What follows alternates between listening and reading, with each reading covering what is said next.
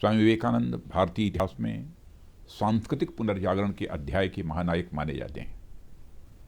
हर युग अपने महानायकों का निर्माण करता है, पर मैं मानता हूं कुछ व्यक्ति होते हैं जो असीम बाधाओं के बावजूद दृढ़ता और साहस के साथ आगे बढ़ते हैं और एक नए युग का निर्माण करते हैं। स्वामी विवेकानंद ऐसे ही व्यक्तित्व थे जिन्होंने 19वीं शताब्दी में भारतीय संस्कृत का एक ऐसा अध्याय लिखा जिसकी गौरव गाथा आज 21वीं सदी में भी लिखी जा रही है। हम सब जानते हैं कि विवेकानंद जी ने 1893 में शिकागो अमेरिका में आयोजित विश्व धर्म महासभा में भारत की ओर से सनातन धर्म का प्रतिनिधित्व किया और भारत की सांस्कृतिक और आध्यात्मिक ऊर्जा से अमेरिका और यूरोप के लोगों को परिचित कराया। सनातन धर्म की भव्यता और महानता की इतनी सुंदर अभिव्यक्ति शायद ही कहीं और किसी ने की हो। उन्होंने कहा था कि मैं ऐसे धर्म से हूं जिसने दुनिया को सहनशीलता और सार्वभौमिक स्वीकृति का पाठ पढ़ाया है, और मुझे सचमुच गौरव है कि मैं एक ऐसे देश से हूं जिसने इस धरती के सभी देशों और धर्मों के परेशान और सताए गए लोगों को शरण दी है।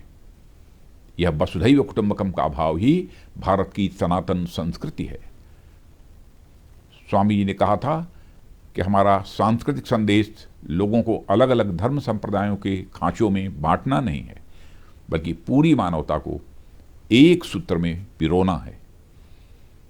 उन्होंने कहा कि गीता में भगवान कृष्ण ने भी यही संदेश दिया था कि अलग अलग कांच से होकर हम तक पहुंचने वाला प्रकाश एक ही है। भारतीय संस्कृति और धर्म की ऐसी सुंदर परिभाषा देने वाले ऐसे महानायक को हम सब शत शत नमन करते हैं। जिसे हम भारतीय संस्कृति कहते हैं वही इस देश की सनातन संस्कृति भी है। आज का यह अवसर स्वामी विवेकानंद जी को स्मरण करने और उनके योगदान को समझने का मौका भी देता है। मैं मानता हूं कि हर भारतीय को विवेकानंद जी को जरूर पढ़ना चाहिए, क्योंकि उनका विचार आज भी उतना ही प्रासंगिक है जितना पहले था। विवेकानंद जी से जुड़े कई ऐसे प्रसंग हैं जो हमें बहुत प्रेरणा देते हैं। उनमें से कुछ आपके साथ भी बांटना चाहता हूं। एक बार जब स्वामी विवेकानंद जी विदेश गए तो उनका भगवा वस्त्र और पगड़ी देखकर लोगों ने पूछा, आपका बाकी सामान कहाँ है? स्वामी जी बोले, बस यही सामान है। तो कुछ लोगों ने व्यंग किया, कह रही है कैसी संस्कृति है आपकी, तन पर केवल भगवा चादर लपेटे रखी है, कोट पतलून जैसी भी पहनावा नहीं है। इस पर स्वामी विवेकानंद जी मुस्कुराए और बोले, हमारी संस्कृति आपकी संस्कृति से भिन्न है।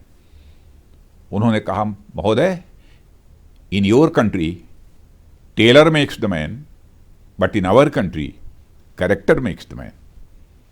स्वामी विवेकानंद से जुड़ा एक और प्रसंग मुझे याद आता है जो कि आज के भारत के संदर्भ में काफ़ी प्रासंगिक है। एक बार स्वामी विवेकानंद जी विदेश गए जहां उनके स्वागत के लिए कई लोग आए हुए थे। उन लोगों ने स्वामी विवेकानंद की तरफ हाथ मिलाने के लिए हाथ बढ़ाया और अंग्रेजी में हेलो कहा, जिसके जवाब में स्वामी जी ने दोनों हाथ जोड़कर नमस्ते कहा। उन लोगों को लगा कि शायद स्वामी जी को अंग्रेजी नहीं आती है, तो उन लोगों में से एक ने हिंदी में पूछा, आप कैसे हैं? तब स्वामी जी ने कहा, I am fine, thank you. उन लोगों को बड़ा ही आश्चर्य हुआ। उन्होंने स्वामी जी से पूछा कि जब हमने आपसे अंग्रेजी में बात की तो आपने हिंदी में उत्तर दिया, और जब हमने हिंदी में पूछा तो आपने अंग्रेजी में जवाब दिया, इसका क्या कारण है? तब स्वामी जी ने कहा, जब आप अपनी मां का सम्मान कर रहे थे तब मैं अपनी मां का सम्मान कर रहा था, और जब आपने मेरी मां का सम्मान किया तब मैंने आपकी मां का भी सम्मान किया। यह अद्भुत आत्मविश्वास विवेकानंद जी ने भारतीयों को दिया।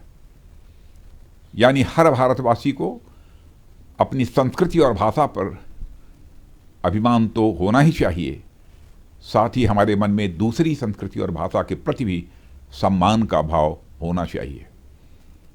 आज जब हम प्रधानमंत्री श्री नरेंद्र मोदी के नेतृत्व में एक सुंदर, समृद्ध, सक्षम और आत्मविश्वास से भरे भारत के सपने को पूरा करने की दिशा में काम कर रहे हैं, तो उसमें हर भारतवासी और विशेष रूप से युवाओं का अहम योगदान होगा।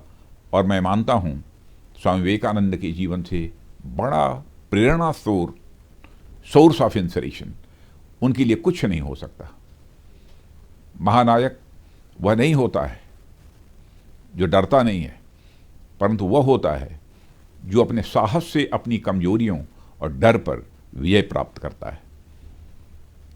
इसलिए स्वामी विवेकानंद ने कहा था, उठो, जागो और तब तक नहीं रुको जब तक लक्ष्य न प्राप्त हो जाए। 12 जनवरी जो कि स्वामी विवेकानंद जी की जयंती है, इस दिन को प्रतिवर्ष भारत में युवा दिवस के रूप में मनाया जाता है।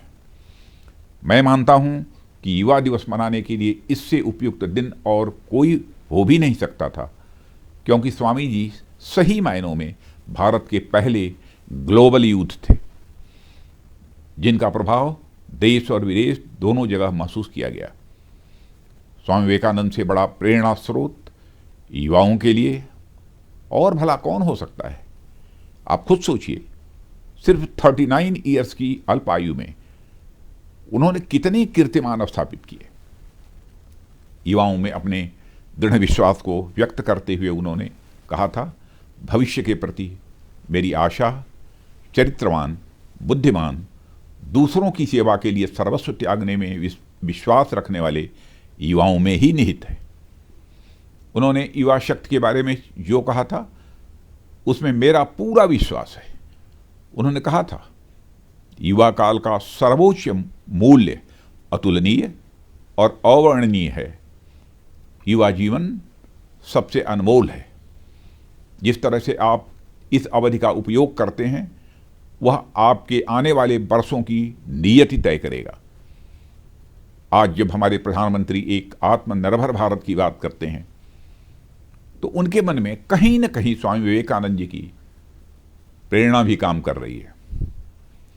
और जिस आत्मविश्वास से विवेकानंद जी ने 19वीं शताब्दी में अमेरिका की धरती पर भारत की तस्वीर खींची थी, आज इसे साकार रूप देने का काम हमारे प्रधानमंत्री कर रहे हैं।